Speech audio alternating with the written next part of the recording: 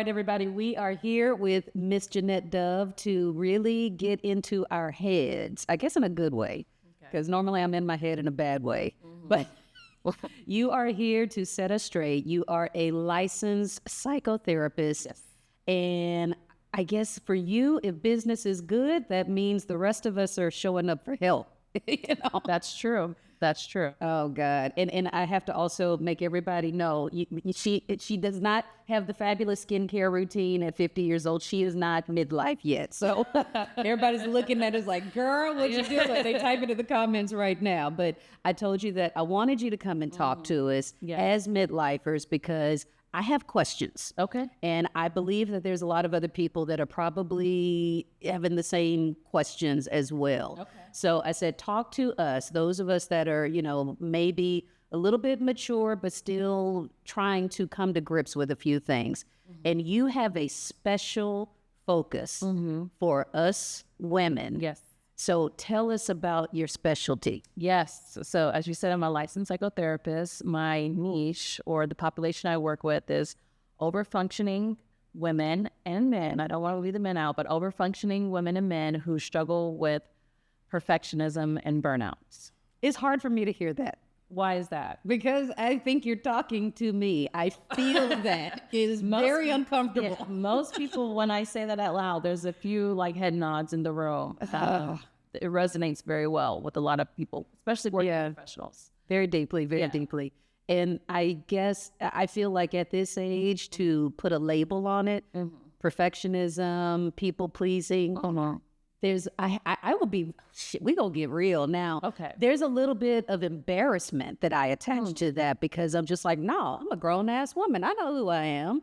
Okay, so tell us a little bit about your background because you didn't just wake up one day and decide to become a psychotherapist. There was a journey there. Yes, my career path is very nonlinear. I'm a huge advocate of nonlinear career paths. So my background, my bachelor's degree from UT Austin is in advertising.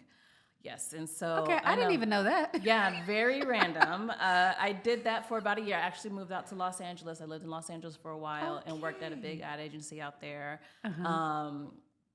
I love the people I work with, not so much a fan of advertising, and that's kind of the pattern that followed me the majority of my career trajectory. I would love the people I worked with, but really couldn't find the work that I was passionate about until I got into psychology and mental health. Wow. So I did advertising for about a year, moved back to Texas, and I got into education. Again, I loved the work in education for a bit. I will say that I thought teaching I was passionate about it for a while. So I taught second grade for about 5 years, and then I realized, you know what? I'm not one of those teachers that is going to be in it for the long term. Gotcha. I realized that very early on. I gotcha. And so I started kind of really thinking ahead, what is it that I really want to do? Because I don't know that I want to do this again, a shift again. Yeah. And I noticed that as throughout my teaching that I was gravitating more towards the other teachers in terms of offering support about the struggles that we were going through in the classroom. And I was gravitating more towards the parents in terms of just what it's like raising a kid and all the things that they were going through. And so I realized then that I really, really enjoy working with adults. I really enjoy offering support, and I really am passionate about mental health and taking care of yourself.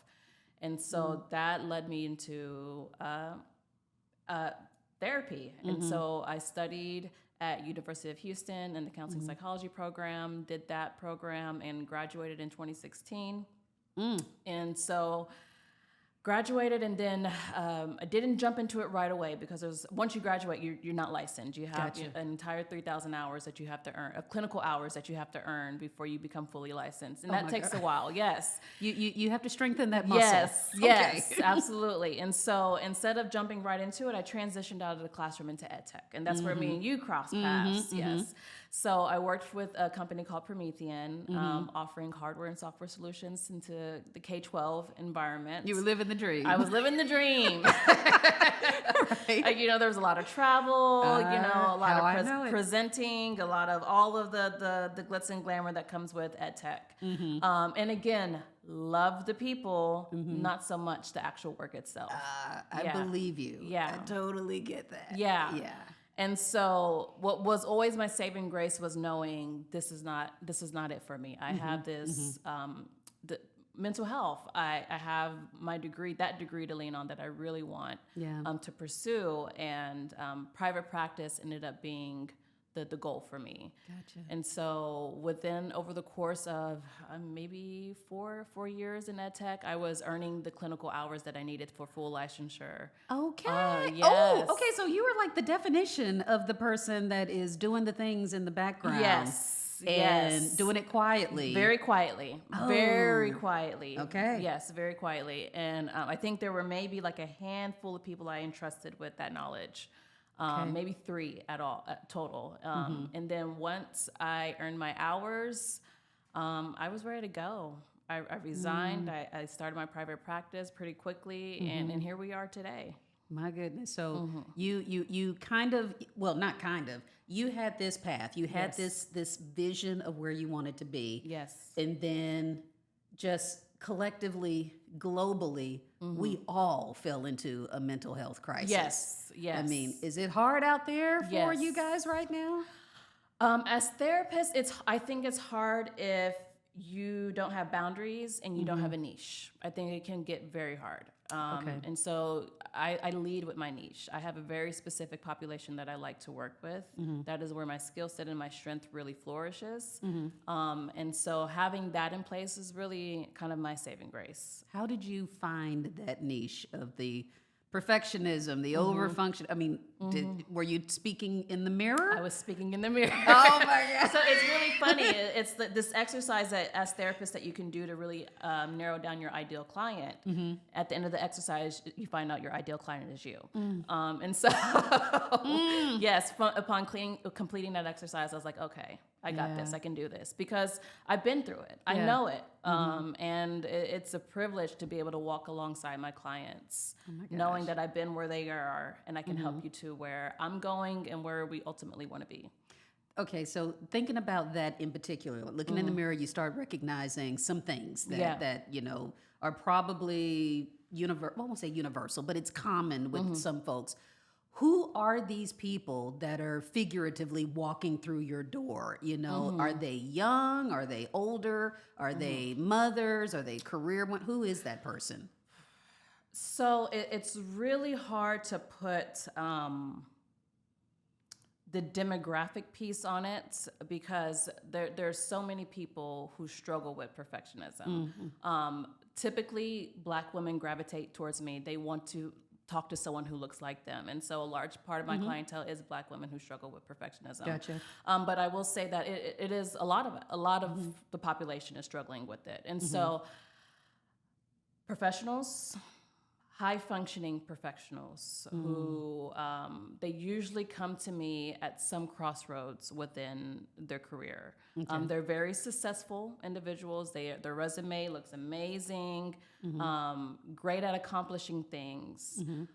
We get to a crossroad when we realize that what we've been going after for so long is no longer feeding us and possibly never was feeding us. Ooh, okay, whoa, pause right there.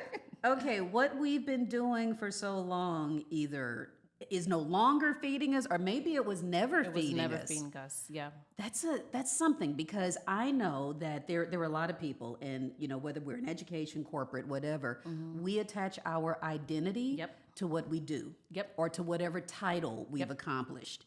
And it's hard to say, okay, I'm CEO of this, but then separating and say, well, who is Tasha? You know, and we can't always get to that point easily. Absolutely, no, and that is why it usually takes some type of disruptance for clients to walk through my door. Some type of disruptance, whether it's their body's given up in terms of burnout, stress, whether dysfunction in the family home.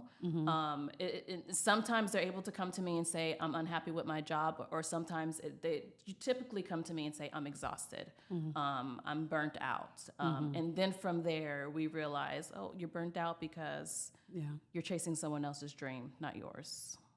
Okay, I heard a quote that, and maybe it's the universe speaking to us or whatever. I heard a quote just this week that said, and maybe you said it as well, that if you don't follow your own path, your own goals, your own dreams, you'll end up following someone else's. Absolutely.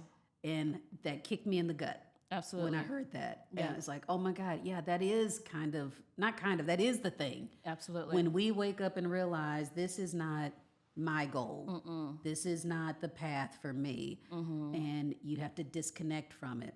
Which is very hard to do when your identity is caught up in your work. And then your identity is typically caught up in your work, and we got to really talk about perfectionism, right?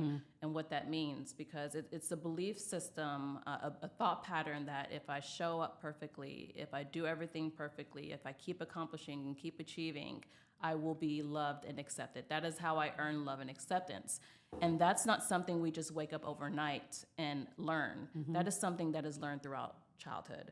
So when my clients come in, I typically we have to address childhood wounds. There's no way around it. We have to talk about the relationship with mom and dad. We have to talk about what attachment wound was in place that kind of developed this thought pattern, meaning how did you feel you had to earn love and acceptance? When did you notice that you received the attention that you so desperately craved? And a lot of times it was through accolades. It was through perfect grades. It was through how we looked, how our hair was, primped and, as pressed. Black women, our hair is a big deal. Yes. Yeah. And so earning attention or thinking that we have to look and behave a certain way to earn love and affection, that then translates to, okay, I have to, earn this degree or go into this specific career field and keep pleasing mom and dad or whoever to get that appraise and acceptance that I so desperately crave. Pleasing the invisible they. Yes. Whoever they is in your head. Exactly. I just had a conversation with another friend of mine that we kind of compared our paths, and she was very much a risk taker her entire career. And so she's gone from city, different states, and done this big adventure, in my opinion. And then, because we're both at that same age, and then I look at my path, and I was that rule follower. I was the person, if there was a set recipe, I followed that recipe to a T. And I now, connecting the dots, probably need to go a lot deeper with you on that.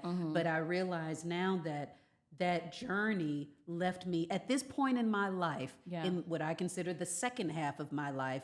I feel so more willing to take a risk and see what else is behind the curtain, because I did it right all this time, but I didn't learn any. Exactly. I followed the recipe, but I don't know that it did anything for me. I don't think I learned anything from that. So did you get the A's? Did you get the scholarship? Did you get the promotion? Yeah, but can I say I learned anything from that? No. I followed somebody else's path. I followed somebody else's directions. And that was hard when I realized that. And you mentioned about your ed tech career, and of course that's when our paths originally crossed. And I don't want to downplay it. I've told people when I left my education job, it was a full-blown identity crisis. And they hear me say that, and it's kind of dismissed, like, girl, whatever. And I'm like, no, for real. I was confused of who I was without that title, without that label of representing that organization. And so, I don't even remember how old I was. I was late 40s and wanted to shift. And I was like, okay, who is she? Who is she speaking for? And that left me very low for a minute there. So, I mean, I'm still crawling out of it. Right. But I get what you're saying. Yeah. Ooh, girl. Okay. You're not going to make me cry. I'm not. Shit. I can have all the hot flashes. You're not going to make me cry. But tell me a little bit more, because when we're talking about, Black women in particular, and I think of Black women in that corporate space. And like you said, the hair, the look, the way that we code switch in front of people. We're doing it for these people to accept us. And if they don't, what kind of brick wall you must come up against? And then I guess then they show up to you and say, hey, come fix me. Well, it's challenging because, let's see. Not only do we have to address like a potential career shift, and a lot of my clients aren't ready to face that when they come to me. That's but then we also have to address again the childhood piece of it, like relationship with whoever, and especially if that relationship is still existing. Yeah. Because usually that relationship still existing in its current dynamic that created all of this is going to make it very difficult for said client to make choices that really let them stand in their truth. Ooh. So what you're dealing with right now, possibly half a century old, you've got to go all the way back to childhood and unpack something that occurred, and it may not. Does it have to be trauma? It doesn't necessarily have to be trauma. It more so has to be how you learned or how you believe that you learned you received love and acceptance. Okay. And for a lot of us, we received it when we presented ourselves a certain way. We had to be doing something, whether it be the straight A's or whether it be presenting ourselves a certain way. The love and acceptance that we craved didn't come until that was met. That need was met. So there is like this light bulb that goes off in your brain and say you start like Neo, you start connecting the code and say, okay, all of this was happening and I got the positive reaction. Or I wore the red bow in my head and people liked it, so I'm going to wear that red bow all the time. Exactly. Okay. Exactly. And then it's when I'm not wearing the red bow, when I'm just existing as what feels authentic to me, that's not good enough. Gotcha. So I got to push that away. I got to push that true self away. Okay. Yeah. Ooh. Okay. I mean, immediately I'm thinking of again, I'm internalizing so much of what you're saying because that question of does it have to be traumatic? And I'm like, I can't point to the trauma. Yeah. But can I also point to the times when you got that pat on the back? Yeah. That times when somebody said, "Oh, good girl," and you do walk into that. And I think the word trauma is very loaded. Right. Yeah. And so we have big trauma and we have little trauma. And there's what feels traumatic to one person might not feel traumatic to another person. The definition of trauma itself is my definition that I like to adopt is anything that disrupts your nervous system. Anything that feels disruptive sends you into a state of fight or flight. It leaves you ungrounded and unsettled. And for depending on your environment, that could be different for everybody. Yeah, yeah. So, yeah, and see, there I go right there. Maybe I'm speaking for other people that are having to go to a professional to talk about these things. It doesn't feel like that's always been a part of Black culture. No. I always make fun, and I shouldn't, but I felt like our original therapy session was sitting in church. Exactly. We went there, we had all the baggage. Sometimes we loaded up the baggage and sat there in that pew and waited to be fed or to be lifted some kind of way. Yeah. And you leave church, it was like, okay, I feel so much better. That was wonderful, all the emotions attached to it. And I guess, did that stall us from taking care of our mental health? I mean, I'm not really sure because, there's this, in addition to that, there's this belief that, therapy is for white people. We don't do that. That's and yeah, we've heard that. Yeah, it's very problematic because why something that could be so nurturing and nourishing and impactful to your human development, why as Black people do we feel like we aren't deserving of that? Yeah. So there's that part, and then there's by default we're just supposed to give everything to God, and so I mean there's so many things going against us and then the other part of it is you keep everything in the family. You don't go out telling our business, Yeah. So there's all these things that are actively keeping us away from seeking this service that is so beneficial. Okay, that is, you're right. Everything that you're saying, I mean, I'm playing it in my head. Different moments where, and I'm going pre-pandemic because I feel like that was where things kind of broke apart a little bit in a good way, where so much of what we would do, say, and take care of if we took care of ourselves as Black people, it happened in that environment. With, you know, we attached our well-being to our spirituality. Yeah. And that our community as well to that space. Yeah. And the pandemic happened. 2020 just kind of collectively just slapped us all in the face. Right. And we didn't have those places to seek out for comfort or community or fellowshipping. And I mean, aside from everything else, we lost a lot of loved ones during that time. Yeah. And so, I mean, was there a shift with Black people going and seeking therapy then, or has it just been gradual? I think it's been gradually, but I will say the pandemic it made it so much harder for people to resist the fact that they needed help.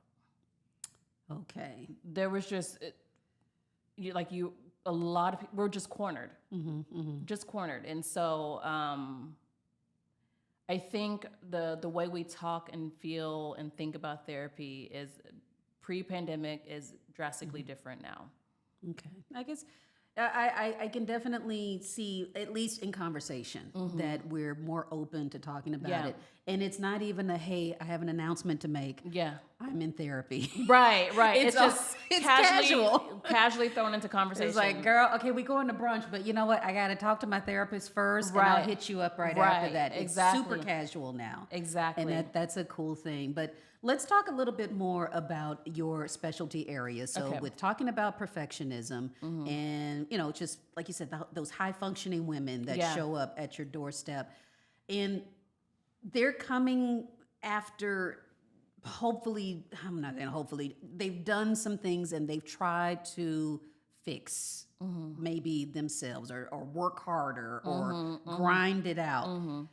What are you telling them? What are the coping skills? What are the things that you're saying, okay, this is my prescription for you to you know, lean into some things? What are the strategies? One of the first things I do with my clients is we have to get very clear on your values. So our values are our guiding principles that we organize our life by. And if we're not clear on those, then we're kind of just making decisions, again, aimlessly trying to please whoever else, right? Yeah, right. And so I have an exercise that I have my clients go through where I give them a list of values and I have them narrow that list down to 2 values that they want to take into this next chapter of their life.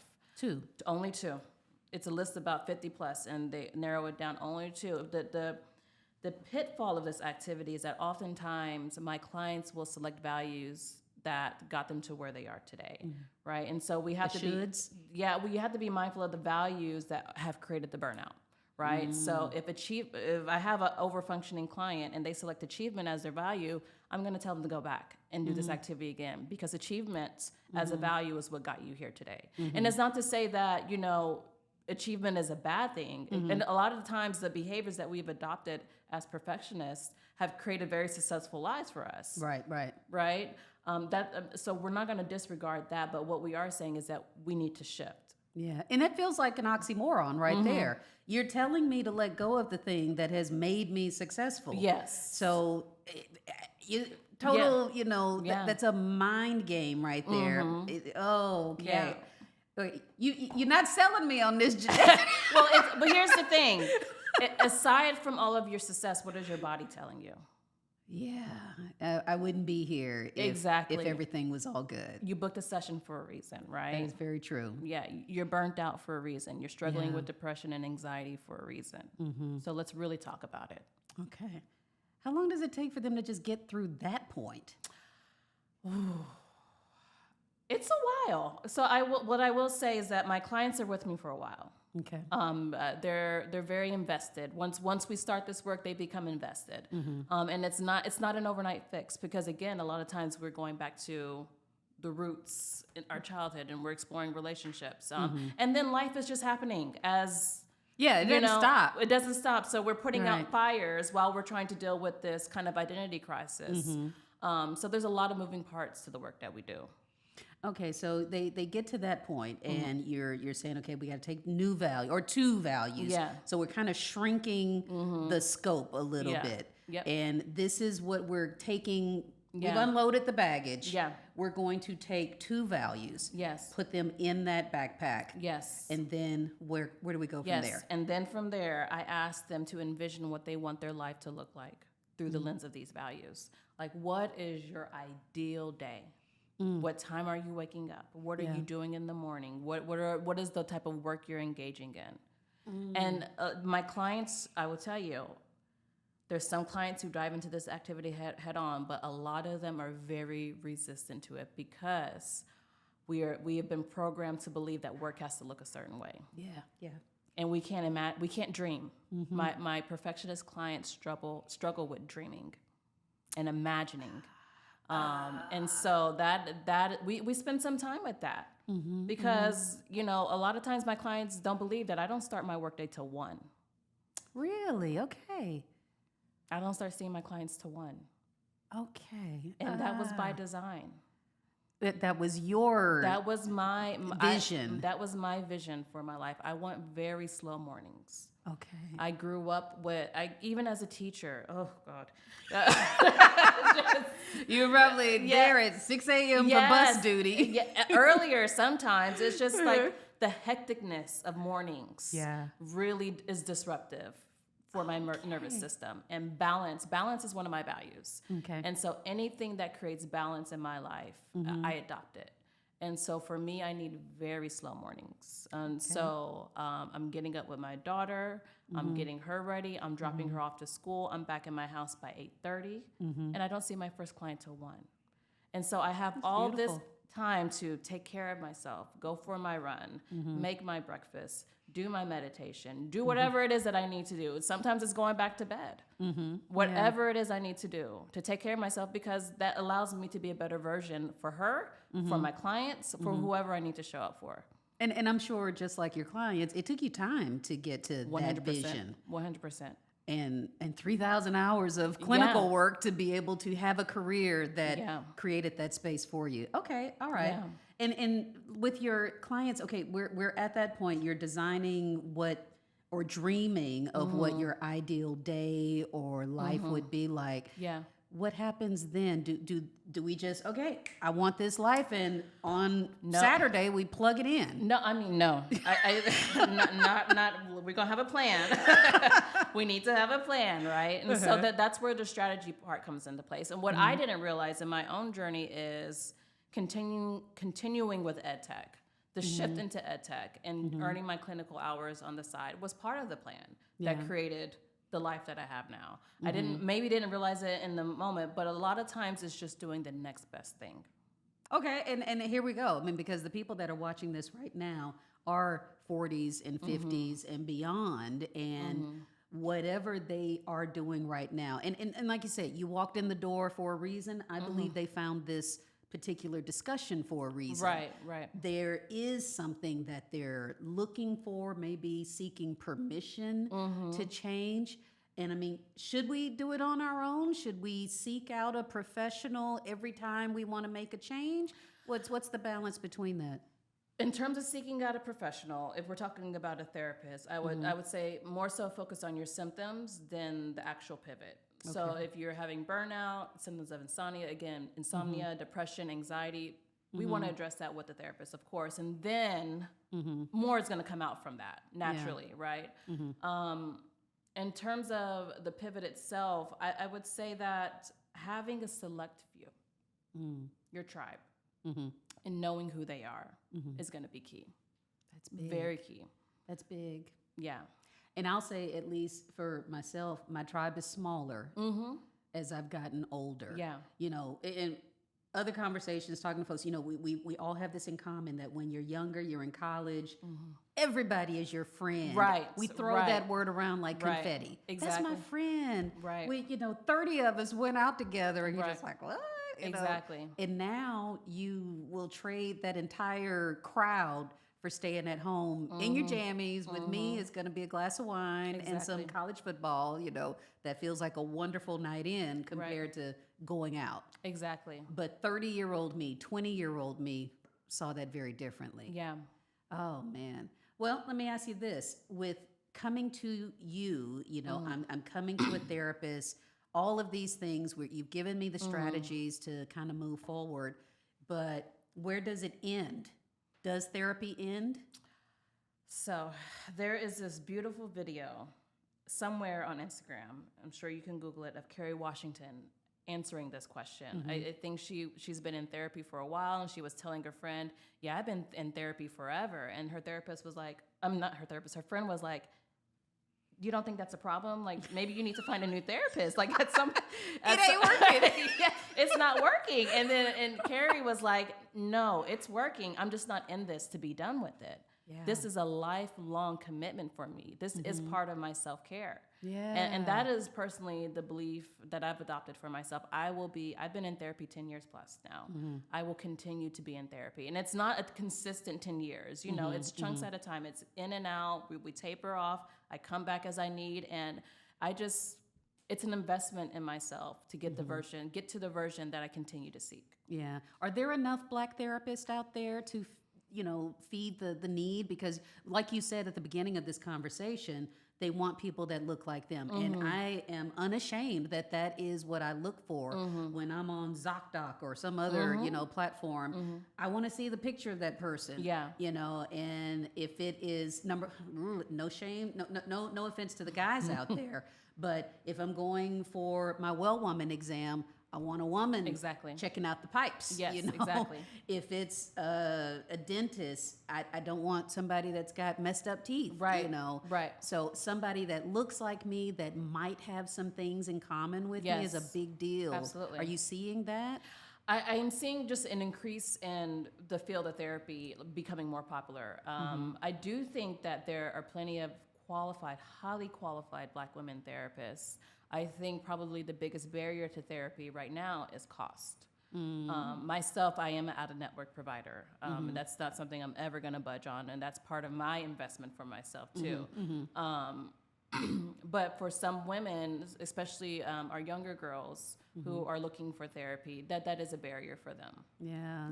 It's a privilege, So, but people, gosh, you just got me down there. I'm just like, oh, everybody needs to hear Jenet or go see Jenet. But maybe you got to get your money right. You do have to get your money right, and you do have to look at where are the other areas that you're investing in as well. Because a lot of times, if this is something that you truly want for yourself, you can make it work. There's a trade-off somewhere. There's a trade-off somewhere. There's somewhere you can take money from. But I will also say that I do accept Loveland Foundation vouchers. And if you're not familiar with that, I am not. Tell us. Yes, the Loveland Foundation offers financial assistance to Black women who are in need of therapy. And so they give up to 12 vouchers at $120 each.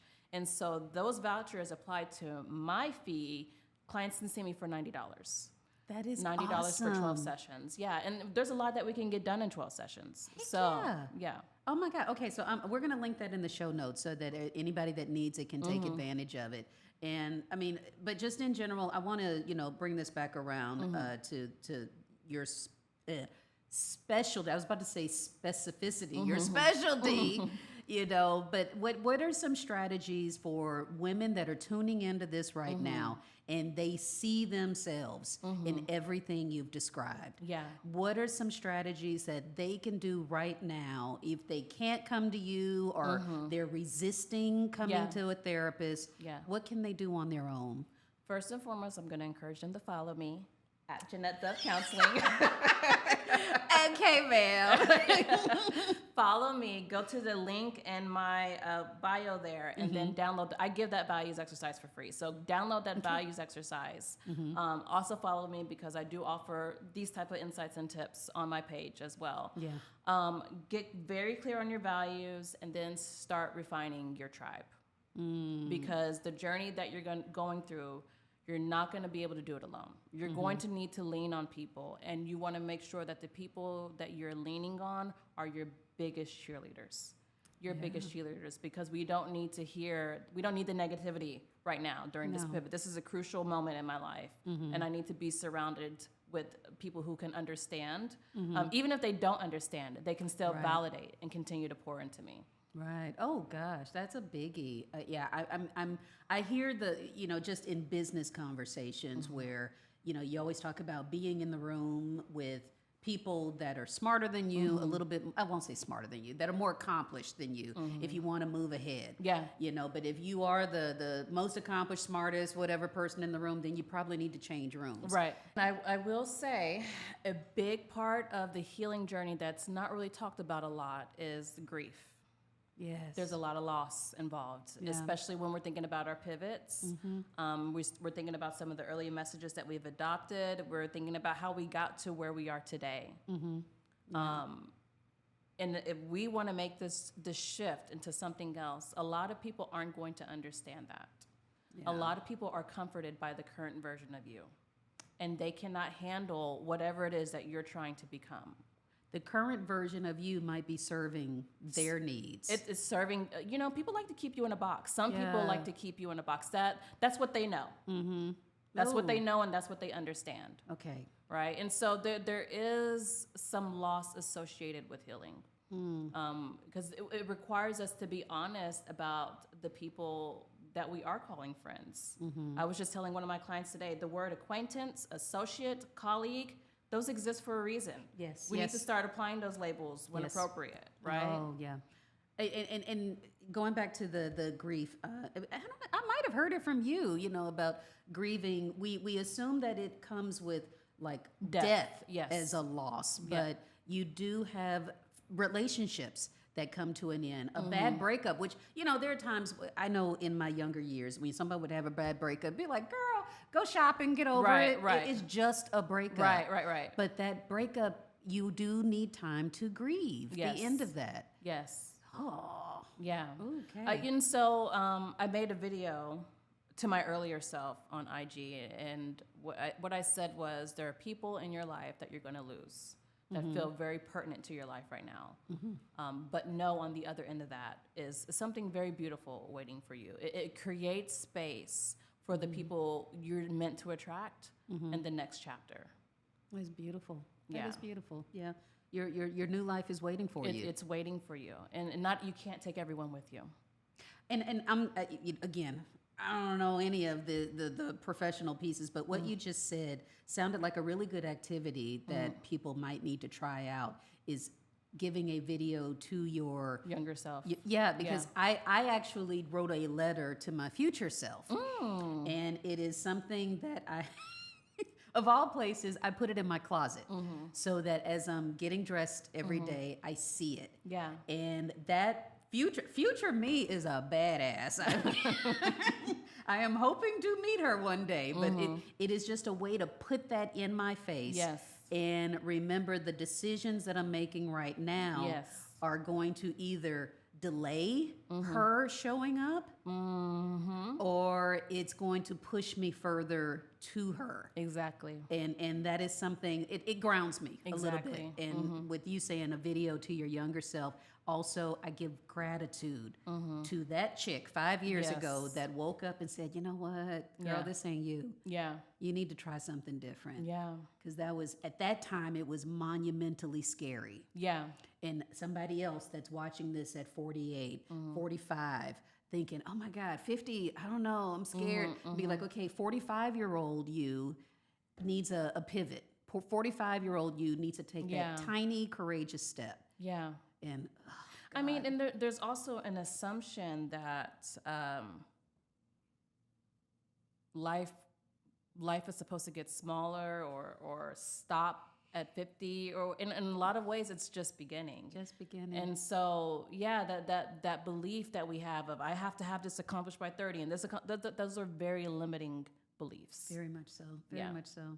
Okay. And are you seeing this perfectionism? I know you said that it's hard to nail the demographics, but are the older women getting better with letting go? Okay. Keep going. I'm gonna let you finish the question. That's just, I mean, do we get better with this as we get older, or is it kind of all over the place? I think it really depends on what the state of your body is. That's what I'm going to go back to is what is your body telling you? Gotcha. Right. Because at some point, if we don't make a pivot, it's no longer going to be up to us. If you don't take care of yourself, it will be determined for you. Okay. All right. Well, I mean, okay, Jenet, we can talk for a while because I feel like I need to show up with a list of all the, here's all my things that I want to talk about. But, and I remember I actually bombarded you at one point and say, hey, girl, I want to come and talk. You know, and you were just like, well, hey, hold on.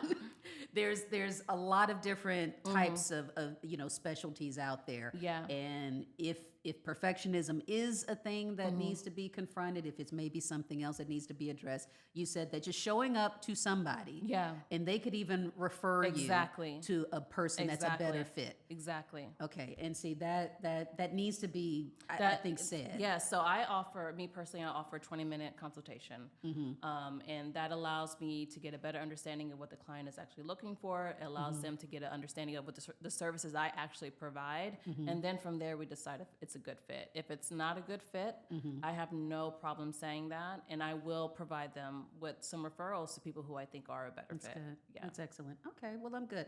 I really hope that that the folks watching will take advantage of some type of support because, as you said, you don't have to be broken to seek out these types of strategies. No.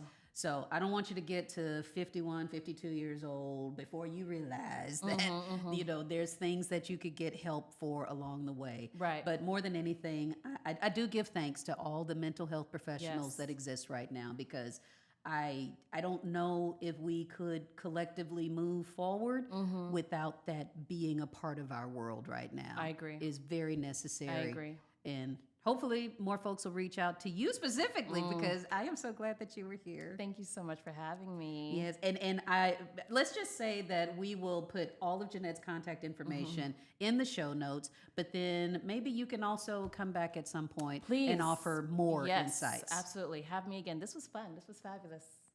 Fabulous. Okay. Thank you very much. Thank you.